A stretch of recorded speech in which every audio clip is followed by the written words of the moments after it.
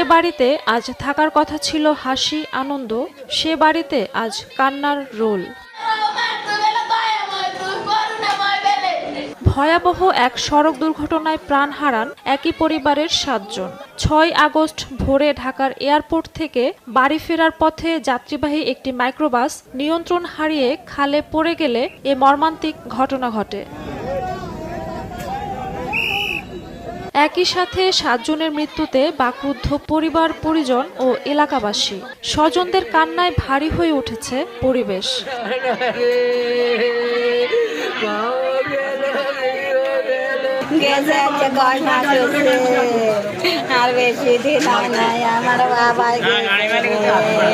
এই দুর্ঘটনায় নিহতরা হলেন ওমান প্রবাসী বাহার উদ্দিনের মা মুর্শিদা বেগম, স্ত্রী কবিতা আক্তার, মেয়ে মিম, নানি ফয়জুন্নেসা, ভাইয়ের স্ত্রী লাবণী, ভাতিজি লামিয়া ও রেশমি।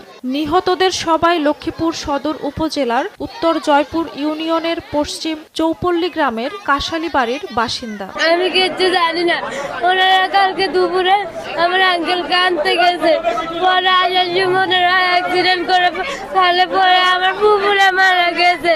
ঘটনাটি ঘটেছে নোয়াখালীর পূর্ব বেগমগঞ্জ উপজেলার চন্দ্রগঞ্জ পূর্ব বাজার এলাকায়। আত্মীয় স্বজনেরা জানান, প্রবাসী বাহার প্রায় ২.৫ বছর পর দেশে ফেরেন। তাকে আনতে পরিবারের সদস্যরা একটি মাইক্রোবাস ভাড়া করে ঢাকায় যান। সেখান থেকে ফেরার সময় মঙ্গলবার ভোরে চন্দ্রগঞ্জ পূর্ববাজার এলাকায় পৌঁছালে গাড়ির চালক ঘুমিয়ে পড়েন বলে ধারণা করা হচ্ছে। এ সময় মাইক্রোবাসটি নিয়ন্ত্রণ হারিয়ে এলাকার রহমতখালী খালের গভীর পানিতে তলিয়ে যায়। ধারণা করা হচ্ছে যে ড্রাইভারের চোখে ঘুম ঘুম ছিল, এই কারণে গাড়ি নিয়ন্ত্রণ হারিয়ে খালের ভিতরে পড়ে যায়।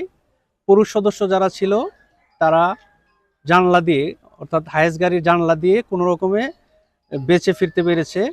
মহিলা এবং শিশুরা বেরোতে পারেনি।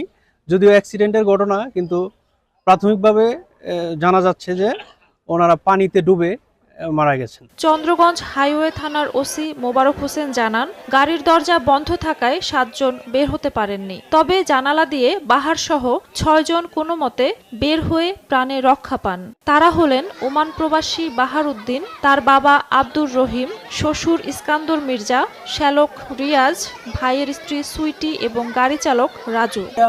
গাড়ি ডুবে না, গাড়ি নৌকার মতন ভাসছে।